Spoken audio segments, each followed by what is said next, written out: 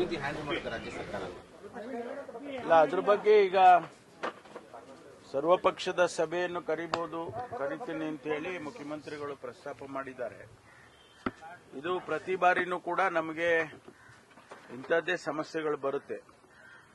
ನೀರು ಇರುವಾಗ ನಾವು ಅವ್ರನ್ನ ಕೇಳೋದು ಕೂಡ ಇಲ್ಲ, ನಾವೇ ಕೊಡ್ತೇವೆ. ಕಳೆದ ವರ್ಷ ಆಗಲಿ ಅದರ ಹಿಂದಿನ ವರ್ಷ ಆಗಲಿ ಅವ್ರಿಗೇನು ನಮಗೆ ಫಿಕ್ಸ್ ಮಾಡಿರೋ TMC ವಾಟರ್ ಇದೆ ಅದರ ಹೆಚ್ಚು ಕೊಟ್ಟಿದ್ದೇವೆ.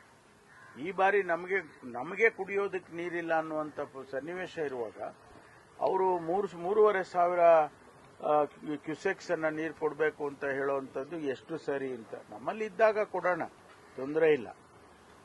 ಅದರ ಬಗ್ಗೆ ಮುಖ್ಯಮಂತ್ರಿಗಳು ಒಂದು ಸರ್ವಪಕ್ಷದ ಸಭೆಯನ್ನು ಕರಿಬೇಕು ಅಂತ ಪ್ರಸ್ತಾಪ ಮಾಡಿದ್ದಾರೆ.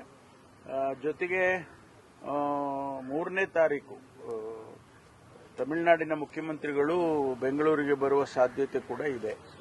ಅದಿನ್ನೂ ಕನ್ಫರ್ಮ್ ಆಗಬೇಕು. ಒಂದು ವೇಳೆ ಅವ್ರು ಬಂದಾಗ ಅದನ್ನ ನಾವು ಅವರ ಜೊತೆಯಲ್ಲೂ ಕೂಡ ಪ್ರಸ್ತಾಪ ಮಾಡಬಹುದು.